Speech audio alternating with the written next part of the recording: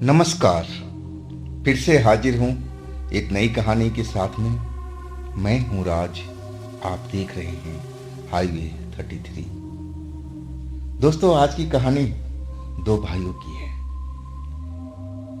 दो भाई में बड़े जो थे उनका नाम था सुरेश, और जो छोटे थे उनका नाम था नरेश। दोनों भाई गरीब परिवार के थे, रहने वाले झारखंड के पलामू जिला के।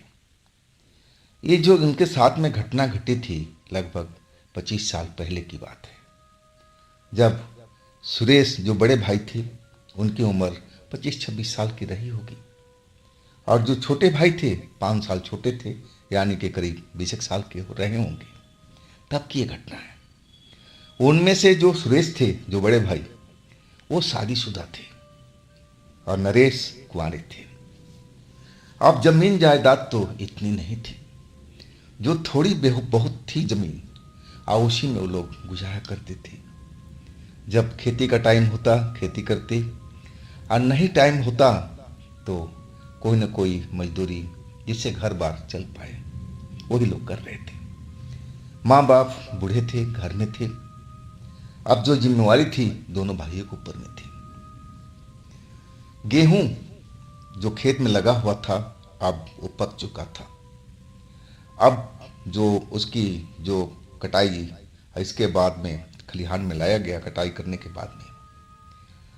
अब उसी में उनका जो खेत था, झोपड़ी एक बना हुआ था, और वो एक तरह का खलिहान भी था, और थोड़ा बहुत वो लोग सब्जी भी लगाए हुए थे खेतों में। अब रखवाली भी करना जरूरी था।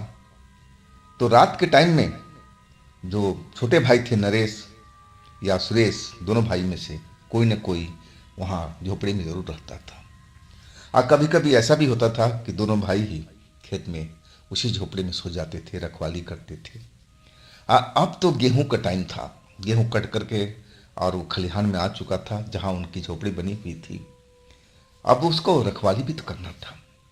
गेहूं निकला नहीं था, अभी बोझ के ऊपर बोझ रखा हुआ था सूखने के लिए, कि थोड़ा सूख जाए और तब उसकी गेहूं निकाला जाएगा। वो रात अंधेरी रात थी। दोनों भाई खेत में ही थे, झोपड़ी में। अब गर्मी का तो दिन था। अब उन्होंने जहाँ गेहूं उनका रखा हुआ था, अब वहीं पर बाहर में चादर उदर बिछा के, दरी बिछा करके अब दोनों भाई सो गए थे। नरेश ज़्यादा थके हुए थे तो जल्दी सो गए, लेकिन सुरेश काफ़ी देर तक जगे रहे थे। नरेश का कब नींद लग गया पता ही नहीं लगा, लेकिन उनका इतना याद था कि उनका बड़ा भाई जाग रहा था। जब सुबह हुई ना तो दोनों भाई उठे। तो जो बड़े भाई थे सुरेश, वो शर्ट पहन रखे थे और उनके जेब में करारे करारे नोट रखे हुए थे, जैसे किसी ने उनके जेब में रख दिया हो। अब जैसे ही नींद खुली, अब देखकर हैरान थे कि अरे, मेरी जेब में करारे करारे नोट कहाँ से आए, कौन रख गया है। अपने छोटे भाई को बुलाए, नरेश नरेश उठ उठ उठ, जल्दी उठ उठ उठ। दोनों भाई बहुत एक दूसरे से प्यार करते थे, कोई एक दूसरे से बात छिपाते तक नहीं थे। नरेश हड़बड़ा के उठे, हाँ भैया बोलिए। तब सुरेश कहने लगा, अरे भाई, रात में हम सोए हुए थे तो हमारी जेब में तो ठंडी भी नहीं थी, और वैसे ही हमारे घर में कड़की चल रही है। हमारे पास तो पैसे पैसे का मोहताज हम लोग हैं। अब देखना मेरी जेब में ये बहुत सारे नोट रखे हुए हैं, एकदम नया नया, करारा करारा। ये कौन रख के गया है। अब चौंकने की बारी थी नरेश की। नरेश ने सुरेश से पैसे मांगे, देखने लगे असली है कि नकली है। लेकिन जब देख लिए तब उनको यकीन हो गया, अरे भैया, ये तो असली पैसे हैं, एकदम नए करारे नोट, जैसे बैंक से निकल करके और आपके पास सीधे पहुंच गए। ये कौन रख दिया भैया। जरूर आपने ही रखा होगा भैया। अब जो नरेश थे छोटे भाई, अपने भाई पर बोलने लगे, भैया ये सब आप ही का काम होगा, कहाँ से लाए भैया इतना पैसा, आप बताइए ना बताइए ना। लेकिन जो सुरेश थे खुद हैरान थे, उनको तो पता ही नहीं था कि इस बहुत सारा नोट उनके जेब में कैसे आ गया। अब दोनों भाई हैरान परेशान थे, समझ में नहीं आ रहा था कि ये सब कैसे हो गया, कौन कर गया। लेकिन अब दोनों के दोनों खुश थे, चलो इतना सारा पैसा आ गया, अब हमारा घर का काम मज़े में चल जाएगा, अब कोई टेंशन नहीं है। लेकिन जो सुरेश थे थोड़ा चिंतित थे, अपने भाई से कह रहे थे कि भाई मेरे को समझ में नहीं आ रहा कि ये पैसे मेरे जेब में कौन रख के गया है, कहीं कोई चोरी चकारी का पैसा तो नहीं है, कहीं हम लोग फंस ना जाए। लेकिन नरेश कहने लगे, भाई हम दोनों तो यहीं खलिहान में सोए हुए थे, हम कहाँ गए किसी के घर में चोरी चकारी करने। अब हमारी जेब में पैसा आ गया, किसने रखा हमें क्या मालूम भाई, हमारी जेब में पैसा तो हमारा पैसा। भाई आप डरो मत, मैं हूं ना आपके साथ में। अब पैसा आ गया घर में, वो भी बहुत सारा। घर गए, घर के परिवार को भी बताए, घर के परिवार वाले भी यकीन नहीं कर रहे थे। जो नरेश सुरेश के माता पिता थे वो भी हैरान थे, ये कैसे हो सकता है भाई, यकीन करने लायक बात ही नहीं है। लेकिन नरेश सुरेश दोनों को यकीन करा ही दिया कि देखिए इसमें भैया की कोई गलती नहीं है। नरेश कह रहे थे भैया की कोई गलती नहीं, वो तो हमारे साथ ही खलिहान में लेटे हुए थे, और कहाँ से पैसा आ गया, हो सकता है भगवान हम पर मेहरबान हो, भगवान ने हमारे पास में इतना पैसा भेज दिया। अब जो सुरेश की पत्नी थी वो भी एकदम यकीन नहीं कर रही थी, और बार बार अपने पति से पूछ रही थी कि आप मेरे से कम सच बताइए, ये पैसा कहाँ से आया, कौन दे गया आपकी जेब में, कोई चक्कर उक्कर तो नहीं आपका किसी के साथ में। अब वो यकीन ही नहीं कर पा रही थी कि आखिर इतना पैसा कौन दे गया होगा, किस कारण से दे गया होगा, उसका मतलब क्या होगा, कुछ ना कुछ तो फायदा जरूर ढूंढेगा जिसने रखा है। लेकिन सुरेश तो बिल्कुल अनजान थे, और वैसे ही हाल नरेश का था। अब घर में सबको समझाना भारी पड़ रहा था, माता पिता तो समझ भी गए, लेकिन जो सुरेश की पत्नी थी वो बिल्कुल नहीं समझ रही थी। बहुत मुश्किलों के बाद अब सुरेश को पत्नी को समझाया गया, तब जाके वो शांत हुई। अब घर में खुशी था, लेकिन नरेश सुरेश ने अपने परिवार में सभी को बोल दिया कि देखो ये बात घर के अंदर ही रहे, घर के बाहर बात बिल्कुल नहीं जाना चाहिए, अगर घर के बाद बाहर गया तो नुकसान हम लोग का होगा। इसके बाद सब अपने काम में जुट गए, पैसे आ गया था, जो घर की जरूरत थी अब खरीदारी होने लगी, और उधर गेहूं भी रखवाली करना था। दिन के टाइम में तो अपने अपने जो काम में था उसमें व्यस्त थे, लेकिन रात को रखवाली करना जरूरी था। अब नरेश सुरेश दोनों खुश थे, और आखिरकार वो टाइम भी आ गया जब उनको खेतों में जाना था, वहाँ सोना था, अपने फसल की रखवाली करना था। और सुरेश डरे हुए थे, जब वहाँ बिस्तर पर जब वो सोए रात के टाइम में तो थोड़ा घबराए हुए थे, और नरेश से कह रहे थे कि नरेश ये पैसा कहाँ से आया है, तो थोड़ा दिमाग लगा। अब नरेश कहने लगा भैया अरे कहीं से भी आया होगा, अब तो हमारे पास में पैसा है, हमारा पैसा है, आप बिल्कुल शांत हो जाओ, आप डरो मत, घबराओ मत, मैं हूं ना आपके साथ में। अब फिर दोनों भाई थोड़ी देर आपस में बात करते रहे, और इसके बाद सबसे पहले सुरेश सो गए, नरेश जाग रहे थे, और थोड़ी देर के बाद में नरेश को भी नींद आ गई। अब थोड़ी आहट हुई, कुछ देर के बाद में तो सबसे पहले नरेश की आंख खुली। नरेश देख रहे हैं कि हमारा भाई तो कहीं नहीं गया, तो देखे तो भाई बगल में लेटा हुआ है, मतलब सब कुछ ठीक ठाक है। तो यह आवाज किसी के चलने की कहाँ से आई है। अब गेहूं का बोझ पड़ा हुआ था, एक के एक ऊपर रखा हुआ, और उसके पीछे से आवाज आ रही है, जैसे कोई लड़की पाजेब बांध रखी हो और उधर से गुजर रही हो। घुंघरू की आवाज आ रही थी पाजेब की। नरेश अब उठ के बैठ गए, आइडिया करने लगे कि आवाज कहाँ से आ रही है। अब इतनी रात को, अब गांव तो थोड़ी दूरी पर था, तो कौन आ सकता है, कौन लड़की आ सकती है, कौन और औरत आ सकती है। वो समझे कहीं चोर उचक्का तो नहीं, हमारे गेहूं का फसल चुराने के लिए कोई आया हो। और उठ करके जहाँ उनका गेहूं का बोझ रखा हुआ था, टाल बना करके और उसके पीछे चले गए। देख लिया, जैसे ही गए वो आवाज आनी बंद हो गई, कोई नहीं था वहां पर। अब नरेश को लगने लगा कि शायद इनके कान बजे होंगे, ऐसा कुछ नहीं है। फिर अपने बिस्तर पर आकर के लेट गए, नींद में चले गए। अब करीब 1 घंटा के 1.5 घंटे के बाद नरेश की फिर आंख खुल गई। जब उन्होंने देखा तो उनके भाई उनके पास में था ही नहीं, ना जाने कहाँ चला गया। रात का टाइम, आधी रात से ऊपर का टाइम हो रहा है। अब इधर उधर देखने लगे कि आखिर उनका सुरेश बड़ा भाई कहाँ गया। पास में नहीं है, बिस्तर पर नहीं है। उठ करके जो झोपड़ी थी उसमें भी वो देख करके आए, लेकिन वहां पर भी नहीं थे। और तब वो जो गेहूं का बोझ रखा हुआ था टाल बना करके, और उसके पीछे चले गए। जैसे ही पीछे गए तो क्या देख रहे हैं कि सुरेश उसी के पीछे बैठे हुए जमीन पर, और उनके बगल में एक खूबसूरत लड़की बैठी हुई है, गले में हाथ डाल करके एक दूसरे से प्यार कर रहे हैं। अब ये सब दृश्य देख करके नरेश एकदम शर्म में हो गए थे और पीछे हट गए। अब समझ में नहीं आ रहा था कि भैया क्या कर रहे हैं, ये लड़की कौन है। भैया तो शादीशुदा है, ये भला ये ऐसा क्यों काम कर रहे हैं। इनको शर्म नहीं आ रही है, घर में पत्नी है और ये किसी दूसरी लड़की के साथ में इश्क कर रहे हैं। भैया को कैसे मैं समझाऊं। अब तो वहां जाने में भी नरेश बता रहे हैं कि मुझे शर्म सी आ रही थी। मैं तो कुछ पल यकीन ही नहीं किया, लेकिन मैं वो दृश्य भूल नहीं सकता था।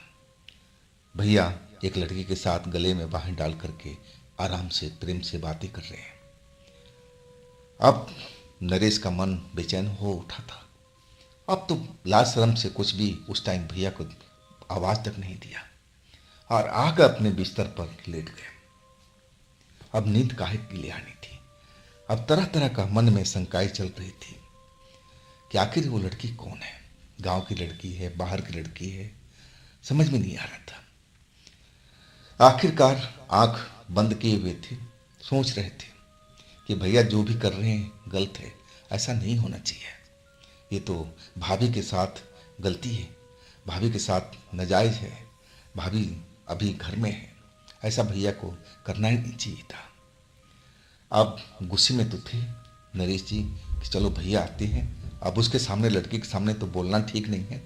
जब भैया अकेले में रहेंगे, आ जाएंगे यहाँ पर, तब मैं भैया से खोल के बात करूँगा।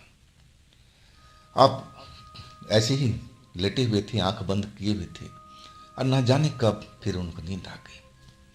और इस बार जो नींद आई ना, तो सुबह में ही आंख खुली। अब जैसे ही आंख खुली तो देख रहे हैं कि सुरेश जो थे बगल में लेटे हुए गहरी नींद में है। अब गुस्से में तो थे नरेश रात का सब दृश्य देख करके, और भैया को उठाने लगे। तभी उनके ऊपरी जेब में नोट, करारे करारे नोट चमकते हुए नजर आए। आप तो जैसे नरेश और घबरा गए थे। जल्दी से सुरेश को उठाए, सुरेश ने आंखें खोला। अरे हाँ बोल भाई, सुबह हो गई क्या। तब नरेश बोले, हाँ भी सुबह तो हो गई है, लेकिन एक चीज बताओ, सबसे पहले ये फिर आपके जेब में इतने सारे पैसे कहाँ से आए। अब चौंकने की बारी सुरेश की थी, चौंक गए वो, अपने जेब में देखने लगे तो उतना ही पैसा उनके जेब में रखा हुआ था, कल जितना निकला था, और वो भी बिल्कुल ब्रांड नए नोट, करारे करारे। अब चौंक गए। अब फिर नरेश कहने, भाई मुझे नहीं पता कि ये रुपये कहाँ से आए। तब नरेश बोले कि भैया एक चीज बताओ, आप गेहूं के बोझ के जो टाल बना हुआ था उसके पीछे रात में उस लड़की के साथ आप प्रेम कर रहे थे, कौन थी वो लड़की। क्या आपको भाभी याद नहीं आई ये सब काम करते हुए। आपको तो शर्म आनी चाहिए। अब जो नरेश थे अपने अंदर का गुस्सा अपने बड़े भाई पर निकालने लगे, और जो सुरेश थे हक्का बक्का आंखें फाड़ फाड़ कर नरेश की तरफ देख रहे हैं कि ये बोल रहा है तो क्या बोल रहा है, जैसे उनको कुछ मालूम ही नहीं है। वो अपनी बड़ी बड़ी आंखें निकाले हुए और चौंक करके नरेश की तरफ देख रहे थे कि ये बोल क्या रहा है मेरे भाई। जब नरेश की बात खत्म हुई तब सुरेश बोलने लगे, अरे भाई, मैं तो यहां पर लेटा हुआ था, तेरे बगल में था, मैं तो यहां से उठकर कहीं गया भी नहीं। तू मेरी बात को विश्वास क्यों नहीं करता? मैं यहीं पर था। अब नरेश कहने लगे, भैया मैंने सब कुछ देखा है, मेरी नींद खुल गई थी। जब मैं उठा तो आप मेरे बगल में नहीं थे। मैं झोपड़ी में गया, वहां पर भी नहीं थे। तब मैं गेहूं के पीछे गया और तब मैंने अपनी आंखों से देखा, इन्हीं आंखों से आप एक सुंदर लड़की के साथ में गले में बाहें डाल करके बैठे हुए थे, प्रेम कर रहे थे। आपको शर्म आनी चाहिए भैया। नरेश फिर गुस्सा। अब सुरेश फिर हैरान कि आखिर ये नरेश बोल क्या रहा है।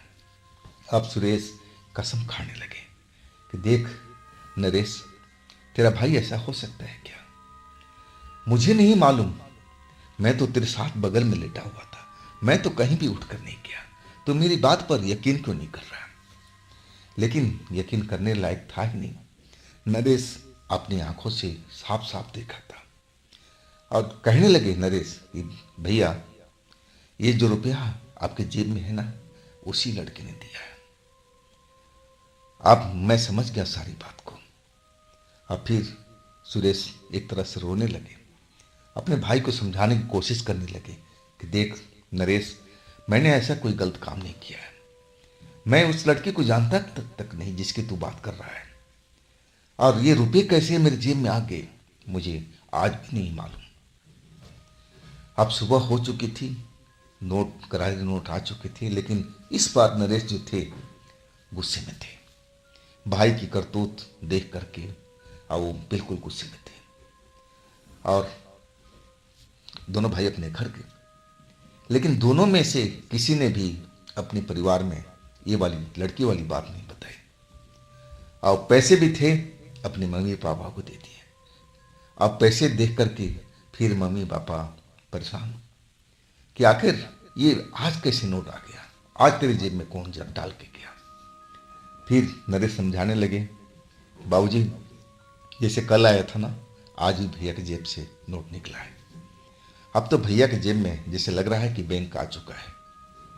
वो गुस्से से अपने भाई की तरफ देख रहे थे और मम्मी पापा से बात कर रहे थे। अब जो सुरेश बड़े भाई थे, अब बात करने का अंदाज उन्होंने समझ लिया कि छोटा भाई मेरे पर टोन बोल रहा है, और चुप हो गए। अब समझ में नहीं आ रहा था कि आखिर ये सब क्या चल रहा है उनके जीवन में। वो तो अपने भाई के बगल में लेटे हुए थे।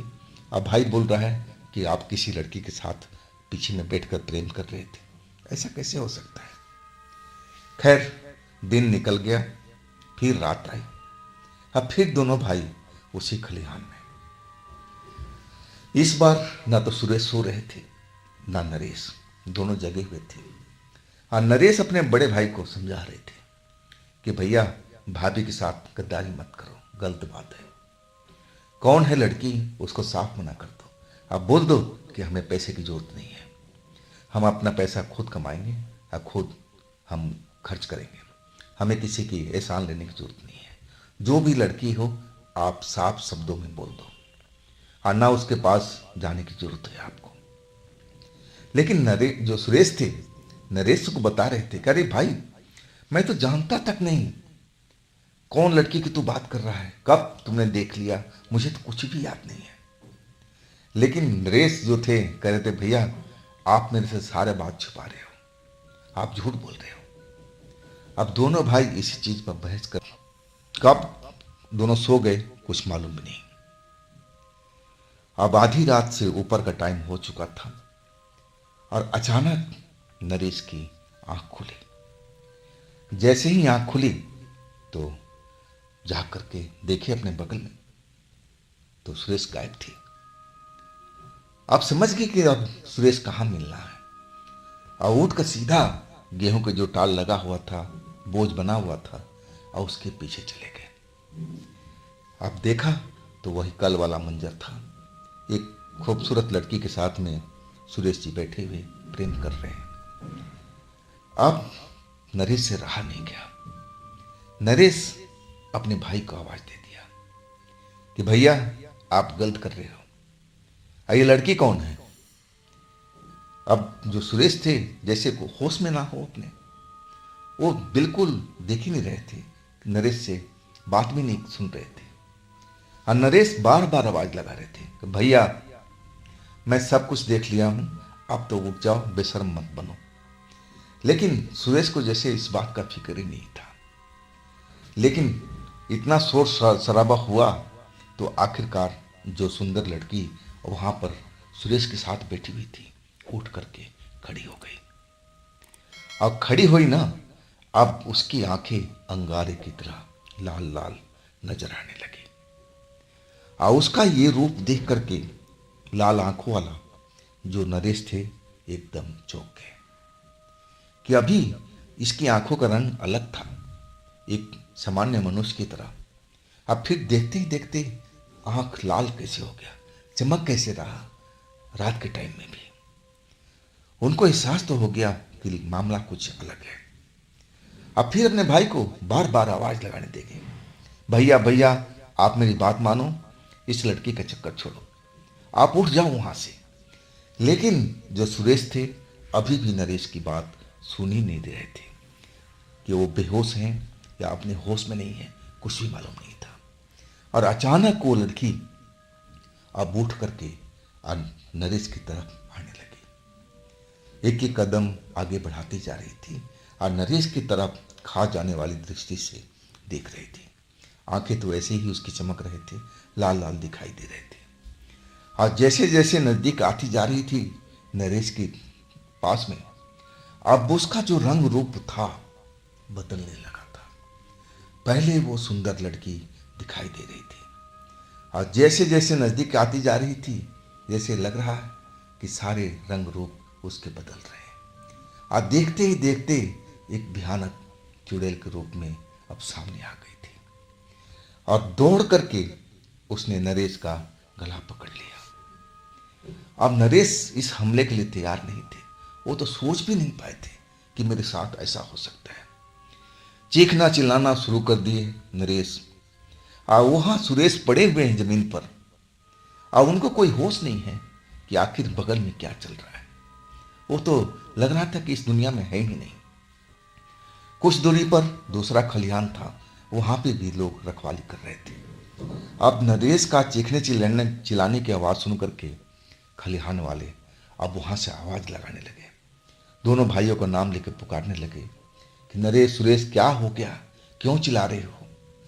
अब नरेश बार बार बचाओ बचाओ, जल्दी से आप लोग आकर मेरी जान बचाओ, भैया की जान बचाओ। और तब खलिहान वाले दौड़ते हुए आने लगे, वो समझ गए कि मामला कुछ गंभीर है, हमें जाना ही चाहिए। अब 4 लोग लठ लेकर के और नरेश के खलिहान में आ गए। और जैसे ही खलिहान में वो लोग आए और वो चुड़ैल उनको देख करके एकदम पीछे हट गई, दौड़ती हुई अंधेरे में गई और फिर गायब। अब नरेश वहां पर कांप रहे थे डर के मारे, उनके गले से आवाज तक नहीं निकल रही थी कि आखिर ये सब अचानक कैसे हो गया। अब फिर नरेश इशारा करने लगे सुरेश की तरफ, मेरे भैया वहां पर देखो शायद बेहोश पड़े हैं। अब पूरा कहानी उन्होंने बता दिया जो उन्होंने देखा था। अब जो पड़ोसी थे खलिहान वाले वो भी उनकी बात सुन करके हैरान रह गए थे। भाई के पास में गए, भाई बेहोश पड़ा हुआ है, उसका कुछ होश ही नहीं था। उठा करके बिस्तर पर लाया गया, जमीन पर जहां दरी बिछी हुई थी। अब पानी वानी का छिड़काव करके होश में लाया गया। होश में आने के बाद अब सबकी तरफ आंखें फाड़ फाड़ के देख रहे थे। अब लोग पूछ रहे थे कि तुम उस लड़की के पास कैसे गए, तो उनका जवाब बिल्कुल नाम में था कि मैं कहाँ गया था, मैं तो इस जगह पर सोया हुआ था। बार बार वही बात कर रहे थे। उनमें से एक अधेड़ उम्र का व्यक्ति था और वो चुपचाप उनकी बातें सुन रहा था। अब फिर वो कहने लगा कि हाँ तुम लोग सुरेश पर ज़्यादा मत बोलो, इसको तो कुछ पता भी नहीं होगा। मैंने सुना था कि ऐसी लड़की यहाँ पर घूमती रहती है, 1-2 साल में नजर आती है, लेकिन मुझे विश्वास नहीं था कि ऐसा भी हो सकता है। आज के युग में अब जो लोग थे नरेश सुरेश उसकी तरफ देखने लगे, पूछने लगे कि आखिर वो लड़की कौन है। और जो रुपये पैसे वाली बात थी वो भी उन्होंने बता दिया। और तब वो अधेड़ व्यक्ति कहने लगा कि हाँ, ऐसा भी किस्सा हुआ था, बहुत पहले की बात है। वो लड़की वास्तव में एक चुड़ैल है और वो नए लड़कों को फंसाती है, नए उम्र के लड़के को उससे प्यार करती है। अब बदले में पैसा भी उसके जेब में डाल देती है। अब सुनकर के जो सुरेश थे कांप गए थे, डर गए थे। नरेश का भी वही हाल था और जो बाकी लोग थे वो भी डर गए थे। अब नरेश सुरेश कहने लगे कि हम लोग तो पिछले साल भी यहाँ सोए थे, तब तो ऐसी घटना नहीं हुई थी। तब अधेड़ कहने लगा कि भाई वो कब आएगी कब जाएगी ये किसको नहीं मालूम। अब ये तुम्हारे साथ में घटना हुआ है, अब समझ गए ना तुम। तुम्हें तो होश भी नहीं है, तुम्हें तो याद भी नहीं है कि कब तुम्हारे साथ में है वो। तुम्हें मालूम है कि तुम्हारे साथ में क्या क्या हुआ रात में। अब सुरेश बिल्कुल कहने लगे नहीं, मुझे कुछ भी नहीं मालूम। अब वो अधेड़ व्यक्ति कहने लगा कि अब तुम लोग अपने घर में जाकर के रहना, अब किसी तांत्रिक से अपने आप को दिखाओ। वो लड़की आसानी से तुम्हारा पीछा नहीं छोड़ने वाली है, वो तुम्हें अब नुकसान पहुंचाएगी। अगर तुम तत्काल तांत्रिक से नहीं मिले तो हो सकता है कि तुम्हें मार भी दे। अब सुरेश नरेश बिल्कुल डर गए थे। अब रात का मौका था, अब सारे लोग इकट्ठे थे बातचीत करते हुए और सुबह हो गई थी। और तब जाकर सुरेश नरेश अपने घर गए। घर में जाकर के पूरी हालात रात का बताया। माता पिता सब डर गए थे। अब पड़ोस के गांव में नरेश सुरेश को लेके गए। वहाँ एक ओझा गुनी रहते थे।